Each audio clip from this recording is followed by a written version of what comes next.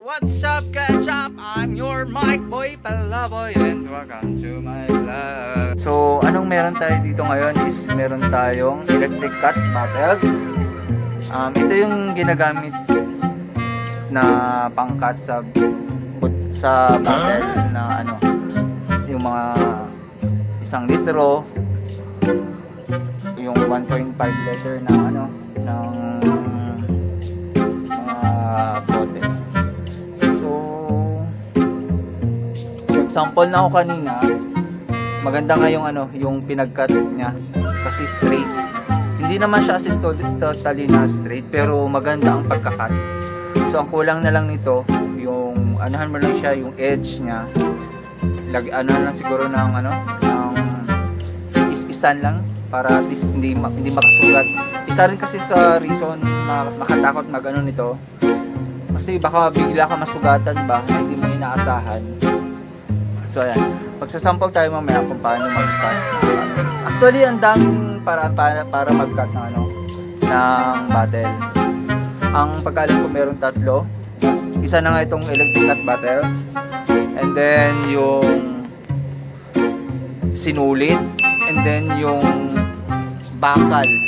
Binilog na siya, tapos iano mo na lang sa apoy. Tapos gaganyan din sa ano, sa bottle. Iikot mo siya, tapos ilulublog yung tubig ay yung bote sa ano, sa tubig, mapuputol. Yun nga lang, hindi siya pantay. Pag hindi pantay yung bakal, so yun yung pangit doon.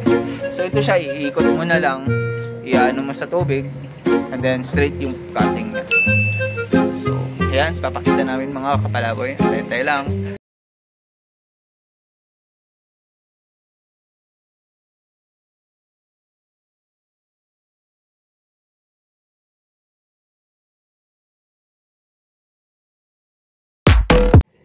Okay mga kapalaboy, so ito na yung mga gagamitin natin sa pag-cut ng bottles. So hindi mawawala dapat ang electric cut bottles, planggana na may laman tubig, kung saan natin ibababad mamaya yung ano, yung pinagkatan natin ng bottles.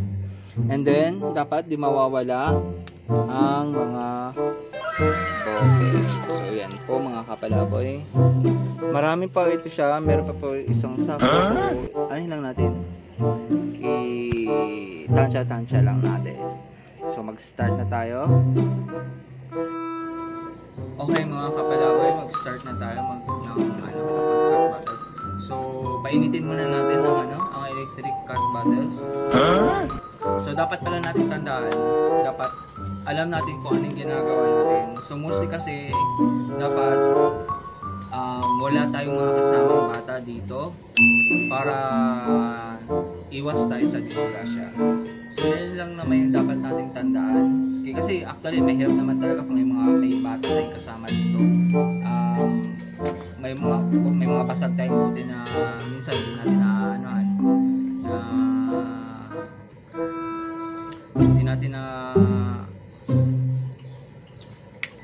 hindi natin nabasag. Tapos may electric tayo na kuryente tayong ginagamit. So bawal ang bata. So kung may meron ng bata, so dapat meron din kasama bata. So pinapainit muna natin mga kapalaboy. So medyo pwede na, baka hindi pa mainit.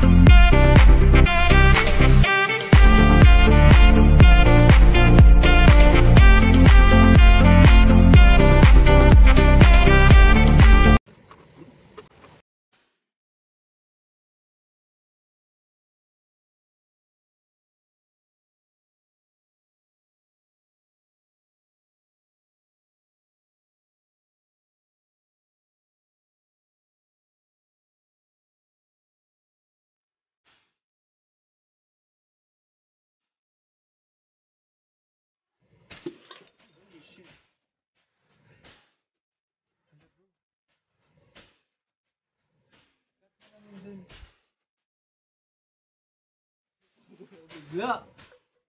Sikat. May sumabog.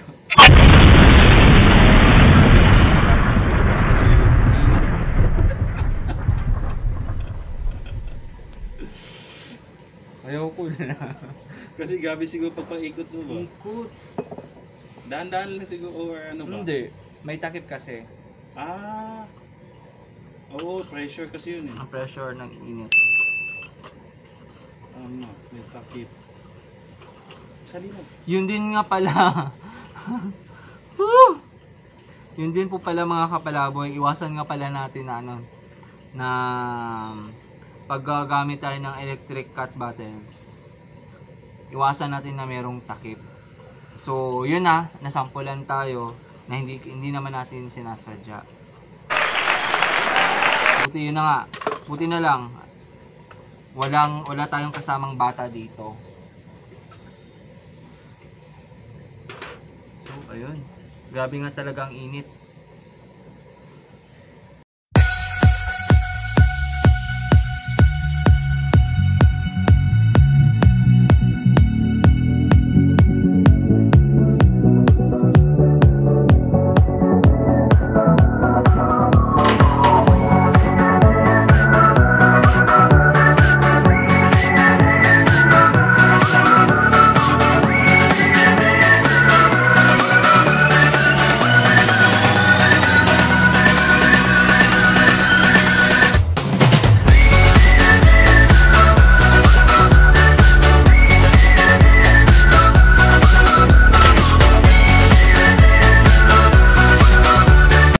A few moments later. So ito mga kapalaboy, tapos na yung mga nakat natin.